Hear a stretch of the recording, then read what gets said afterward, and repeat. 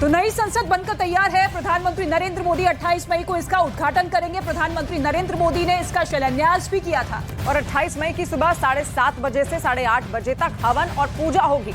पूजा के लिए पंडाल गांधी मूर्ति के पास लगाया जाएगा और इस पूजा में प्रधानमंत्री नरेंद्र मोदी और Lok Sabha speaker Om Birla, Rajya Sabha deputy chairman सहित कई मंत्री मौजूद रहेंगे। इसके बाद 8:30 बजे से 9 बजे के बीच में लोकसभा के अंदर सेंगोल को स्थापित किया जाएगा। इस मौके पर एक सिक्के और स्टैंप को भी रिलीज किया जाएगा।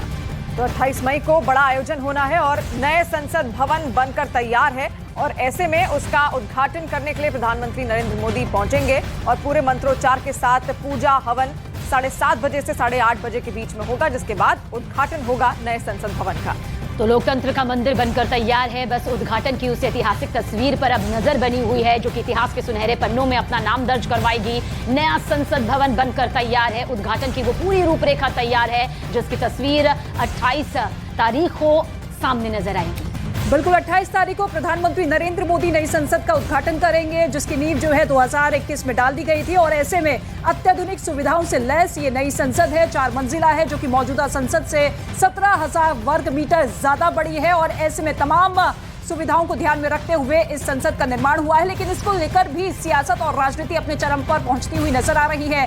20 विपक्षी दलों ने इस कार्यक्रम का बहिष्कार किया है, लेकिन 17 से 18 ऐसे दल हैं जो कि इस उद्घाटन समारोह में शामिल होंगे।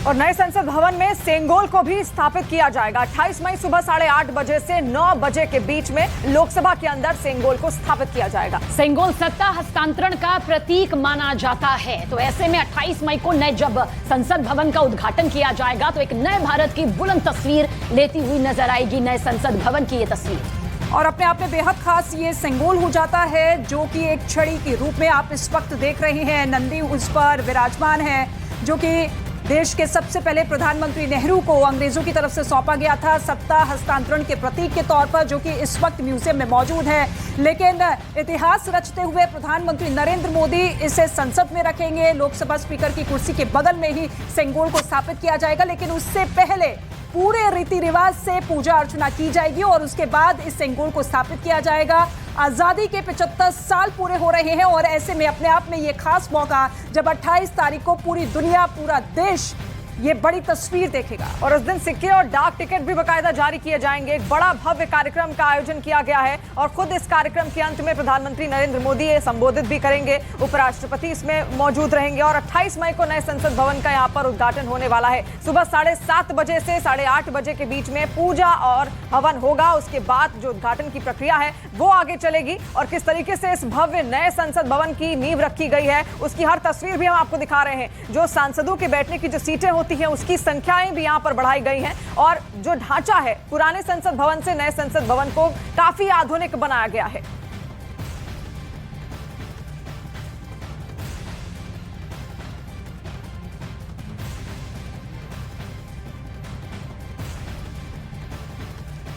तो उद्घाटन कार्यक्रम को लेकर 18 दल बीजेपी के समर्थन में आ गए हैं। तो वहीं कांग्रेस ने मोदी से नई संसद के उद्घाटन का विरोध करते हुए कार्यक्रम का बहिष्कार करने का ऐलान किया। विपक्षी दलों का ये कहना है कि संसद भवन का उद्घाटन जो है राष्ट्रपति द्रौपदी मुर्मू से ना कराना राष्ट्रपति पद का अपमान है। और नई संसद पर हो रही सियासत के बीच कैसा है नया संसद भवन, हमारी एक्सक्लूसिव रिपोर्ट आप देखिए।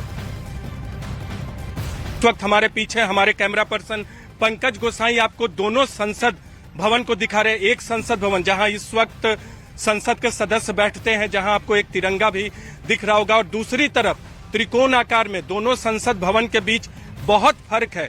पुरानी संसद भवन गोलाकार थी, नई संसद भवन त्रिकोण आकार में है।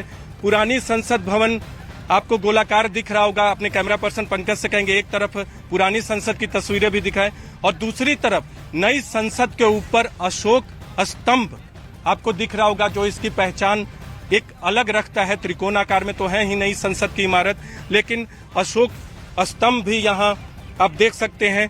पुरानी संसद में सीटिंग कैपेसिटी दरअसल आने वाले वक्त में जरूरत को ध्यान में रखकर नई संसद की इमारत को बनाया गया है।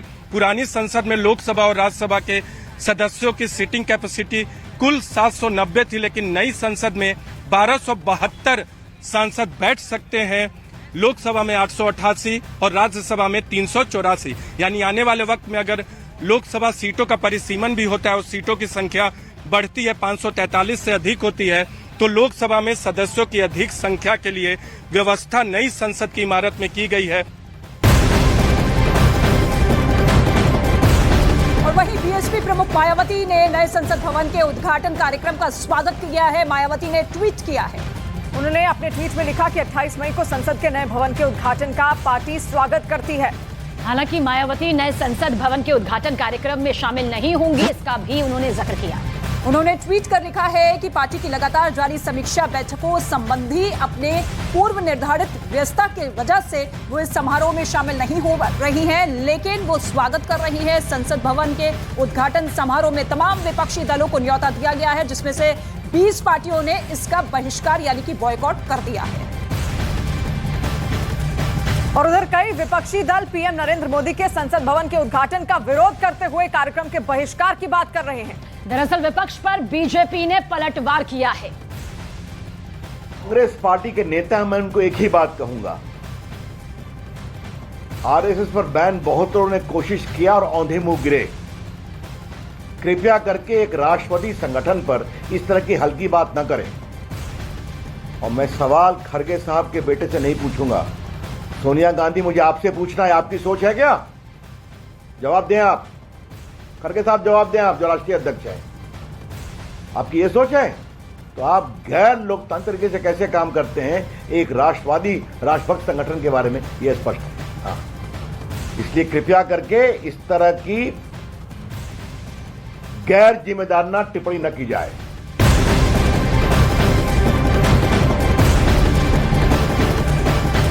और उधर नए संसद भवन के उद्घाटन समारोह का विपक्ष की कई पार्टियों की तरफ से बहिष्कार करने पर उत्तर प्रदेश के मुख्यमंत्री योगी आदित्यनाथ ने उन पर निशाना साधा। मुख्यमंत्री योगी आदित्यनाथ ने गैर जिम्मेदाराना और लोकतंत्र को कमजोर करने वाला बताया।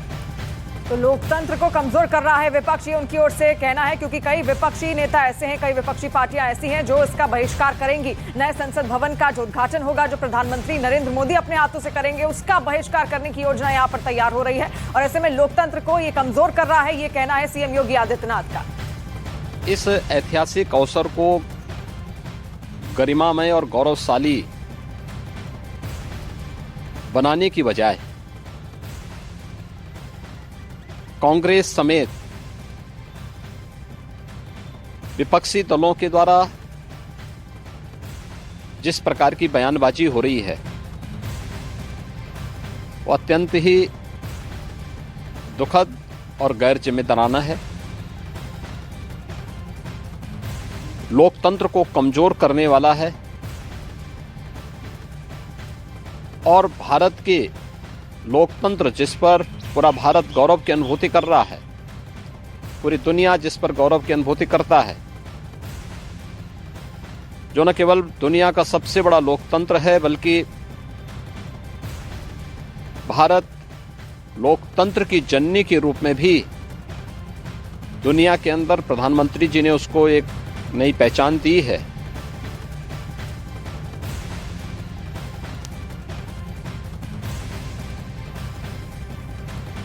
तो मुख्यमंत्री योगी आदित्यनाथ को आप सुन रहे थे, जिनका साफ तौर पे कहना है कि विपक्ष जिस तरीके की योजना बना रहा है वो सीधे तौर पर लोकतंत्र के खिलाफ है। देखिए, लोकतंत्र की सबसे बड़ी इमारत का उद्घाटन 28 तारीख को हो रहा है और ऐसे में सीधे तौर पर विपक्ष सरकार पर हमलावर होता हुआ।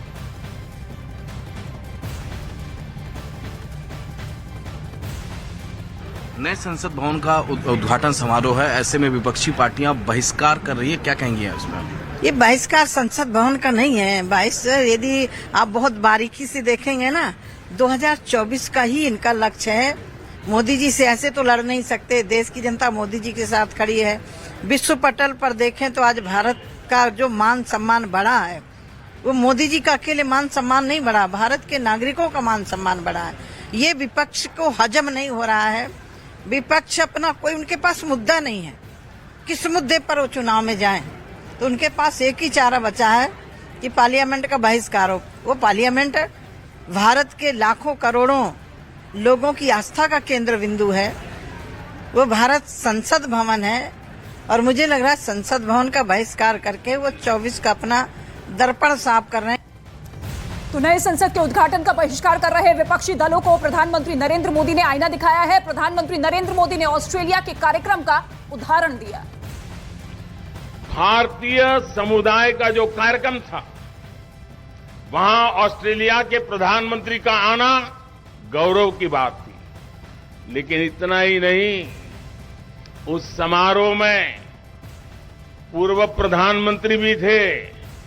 उस समारोह में पूरी अपोजिशन पार्टी के मेंबर से, रूलिंग पार्टी के मेंबर से, ये लोकतंत्र का वातावरण ऑस्ट्रेलिया के लोग में भारतीयों के प्रति, चाहे पक्ष सत्ता का हो, चाहे पक्ष विपक्ष का हो, सबके सब मिलजुल करके भारतीय समुदाय के इस कार्यक्रम में उतने ही उमंग और उत्साह के साथ शरीक हुए थे